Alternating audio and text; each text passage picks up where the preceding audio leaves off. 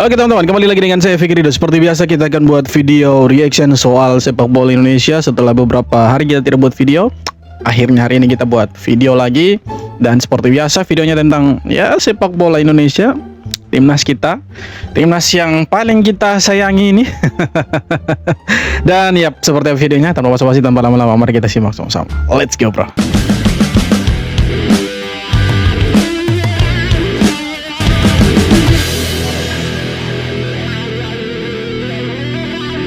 Inilah 6 debutan di era John Hartman. Beliau sudah memimpin timnas di 8 pertandingan. Torehannya pun cukup oke dengan 5 kemenangan, sekali imbang, dan 2 kali kalah. Tapi sekali yang gagal, langsung tak lolos dari fase grup ASEAN Championship. Ada 6 pemain yang melakukan debut di timnas di era John Hartman. Yang pertama adalah Matthew Baker. Di umur 17 tahun 23 hari, Matthew dimainkan saat Indonesia menang 3-0 lawan Oman. Jadi debutan termuda dalam sejarah timnas. Kedua ada Mitchell Baker, yang melakoni debutnya di laga pertama ASEAN Championship lalu. Ia langsung bersinar dengan torehan 4 gol dari 4 pertandingan. Ketiga ada Rizky Eka. Meski baru main total 29 menit, Rizky Eka sudah berhasil debut di timnas senior. Berikutnya ada Jens Straven, di mana di laga debutnya bersama timnas senior, ia langsung mencetak gol. Next ada Tim Gapens dan juga Brian Fatari. Dari ke-6 pemain yang melakoni debutnya di timnas senior, kelimanya terjadi di ASEAN Championship. Oke, jadi memang John Hartman ini datang ke Piala AFF dengan sejumlah pemain yang boleh dikatakan senior, kemudian kolaborasi dengan pemain-pemain muda seperti Jens Straven, Mitchell Baker. Dan kalau kita hitung-hitung dari pertama John Hartman ini menukangi timnas Indonesia, ya terhitung itu baru 2 kali kalah. Cuma teman-teman, kalah di AFF ini seperti sesuatu yang menyakitkan gitu, apalagi kalah dari Vietnam, sang musuh bebuyutannya timnas Indonesia. Dimana ketika kita sebelum dilatih sama John Hartman 3 kali berturut-turut si Vietnam tidak pernah menang lawan kita, selalu kalah. Tapi di bawahnya John Hartman justru kita kena bantai 3-0 dan juga kena bantainya di kandang sendiri. Itu yang buat masyarakat Indonesia khususnya supporter itu merasa sangat kecewa, sakit hati begitu. Kenapa harus kalah di kandang sendiri? Padahal kalau kita mau lihat skuad tahun ini di AFF tahun ini itu luar biasa lah. Pemain-pemainnya ex pemain kualifikasi Piala Dunia, ada Tom Haye, ada Iliano Renders, ada Mark Klok dan lain-lain. Itu mereka statusnya bukan pemain-pemain yang pemain muda, tapi pemain-pemain senior. Ya, ada Jens Straven, ada Tim Gapens, Mitchell Baker, pemain-pemain muda yang sama-sama dimainkan di pertandingan di AFF ini, teman-teman. Cuma ya sayangnya kita tidak bisa kasih kalah Vietnam dan harus imbang lawan Singapura. Tapi tenang, masih ada FIFA ASEAN Cup. FIFA ASEAN Cup ini bulan September.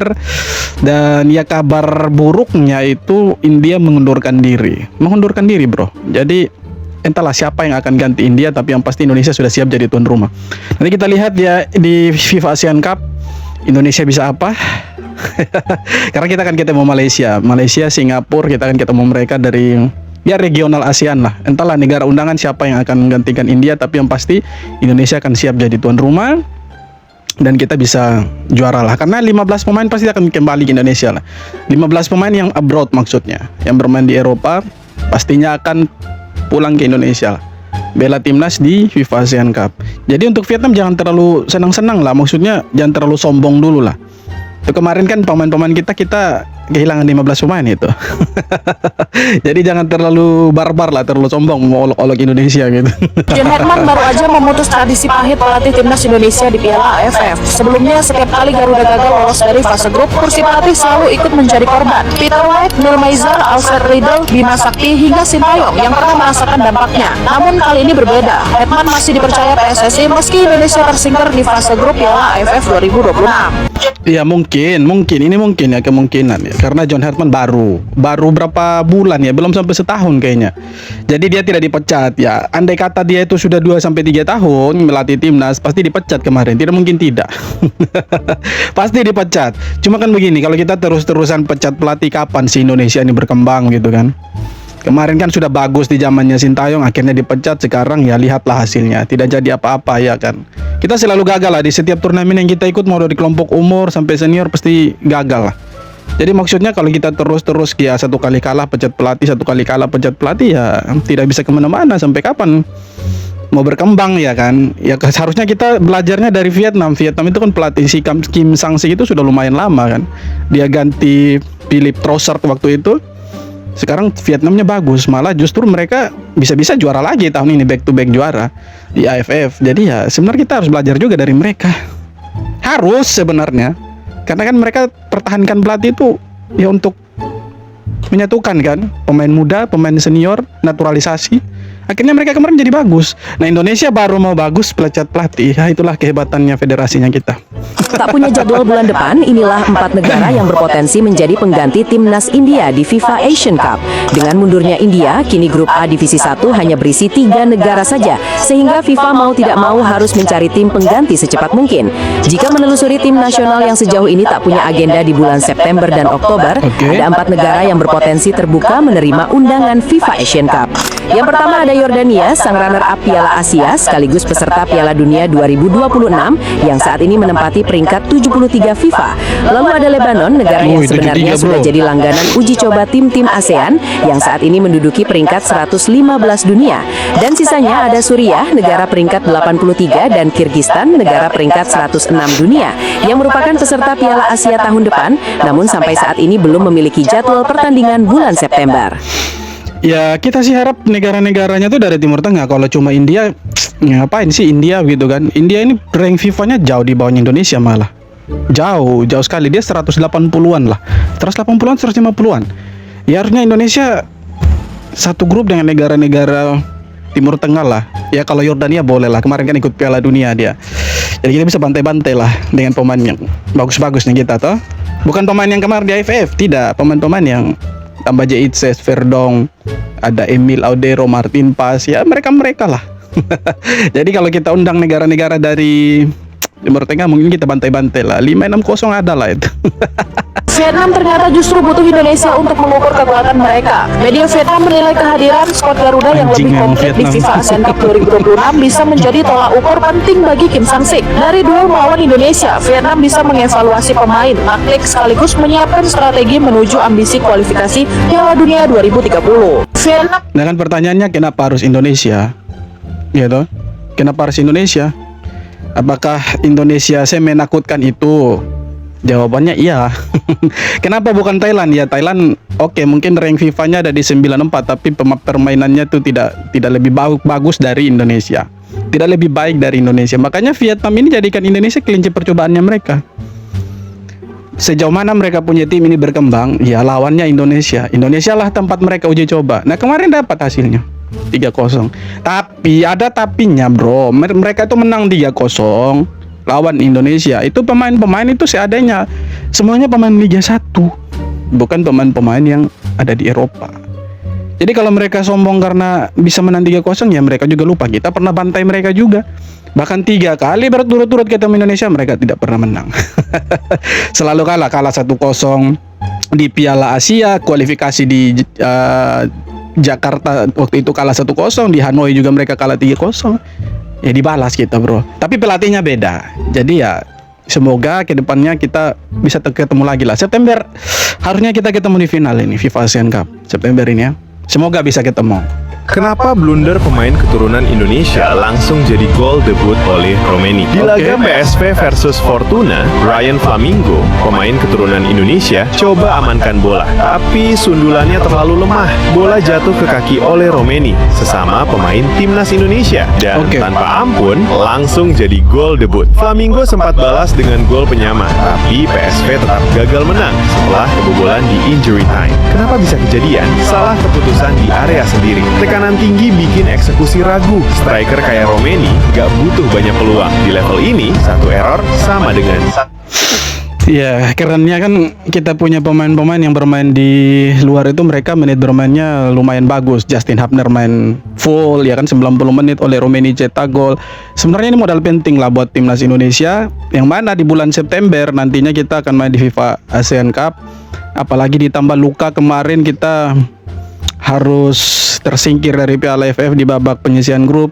Ya dengan berita bagus seperti ini sebenarnya menghibur kita. Artinya pemain-pemain kita juga sudah perform lah di luar. Jaitses juga itu sudah ya kembali latihan dengan Sassuolo. Iya toh? Itu sudah kasih gambaran lagi kita lah bahwa pemain-pemain yang bermain di luar ini lagi fit dan siap bermain di FIFA ASEAN Cup. Apalagi Kapten J itu kita sangat butuh dia itu bro. Sangat butuh. Ya karena kepemimpinannya dia di lapangan, ya kan bisa pimpin pemain-pemain yang masih muda. Itu kan keren itu, walaupun usianya juga masih muda. Tapi jiwa kepemimpinannya dia itu kan tinggi sekali. Jadi kita butuh Bang J, butuh Verdong dan pemain-pemain yang lain untuk bermain di FIFA Asian Cup. Jadi untuk FIFA Asian Cup saya pikir kita pasti tembus final lah. Tidak mungkin lah kita tersingkir lagi di babak penyisihan grup. Kalau sampai tersingkir lagi di babak penyisihan grup, what the fuck man. Pecatlah John Hartman itu, sumpah pecat. Tak pernah juara tapi sekali juara, itu pun dengan kontroversial. Wih. Itulah kenyataan pahit yang harus diterima timnas Apa ini? Indonesia saat ini, di mana timnas seniornya tak pernah mencicipi gelar juara sekalipun di turnamen internasional. Oke. Indonesia pernah sekali juara tahun 2008, tepatnya di Piala Kemerdekaan, di mana timnas Indonesia juara karena lawannya timnas Libya U23 memilih mundur di tengah pertandingan karena adanya insiden kekerasan yang diterima staf Libya saat itu.